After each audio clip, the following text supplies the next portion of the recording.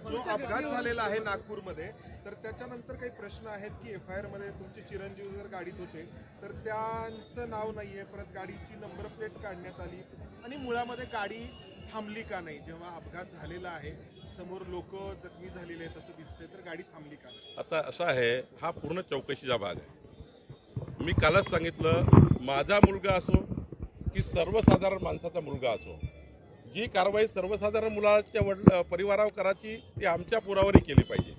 नियमात असेल त्या सर्व कारवाया केल्या पाहिजे। मी आत्तापर्यंत काल माझ्यासोबत दिवसभर गृहमंत्री होते, मी एक शब्दाने बोललो नाही, मी पोलीस कमिशनरची एक शब्दाने बोललो नाही।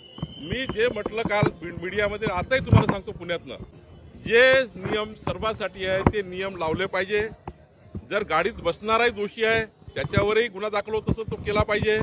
गाडी चालवणाऱ्यांनी ॲक्सिडेंट केल्यानंतर तो का तिथून पळाला, का त्या ठिकाणी झालं, हे पोलीस चौकशीचा भाग आहे। मी या चौकशीवर अधिक काही बोललो तर ते पोलिसावर दडपण आल्यासारखं होईल आणि मी काही खुलासे केले ते काही योग्य नाही आहे। पोलिसांनाच पोलिसांचं काम करू द्या आणि कोणताही गुन्हा असेल तो दाखल होईल, त्याला काही प्रश्न नाही। आम्ही कधीही पोलिसावर कुठलंही त्या ठिकाणी कुठलंही टाचणीवर सुद्धा असं म्हणणार नाही की माझा मुलगा की त्याचा मुलगा। जे नियमात आहे आणि एक परमेश्वराच्या गणरायाच्या कृपेने चांगलं झालं।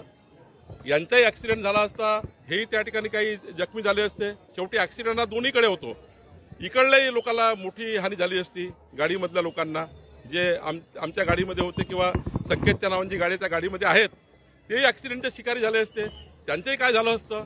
आणि जे ज्यांना लागलं आहे बरं झालं, कुणा इंज्युअर नाही आहे, कोणाच्याही त्या ठिकाणी जीवहानी झाली नाही, ही परमेश्वराची मोठी कृपा आहे। मी परमेश्वराचे आभार मानतो की या घटनेमध्ये कोणीही जखमी आणि कोणीही त्या ठिकाणी कोणतीही त्या ठिकाणी जीवहानी झाली नाही, हेच मोठं परमेश्वराची कृपा आहे। घटना झाली आहे, त्या घटनेवर चौकशी व्हावी आणि त्या घटनेवर प्रचंड जे नियम आहे त्या नियमाचा वापर करावा।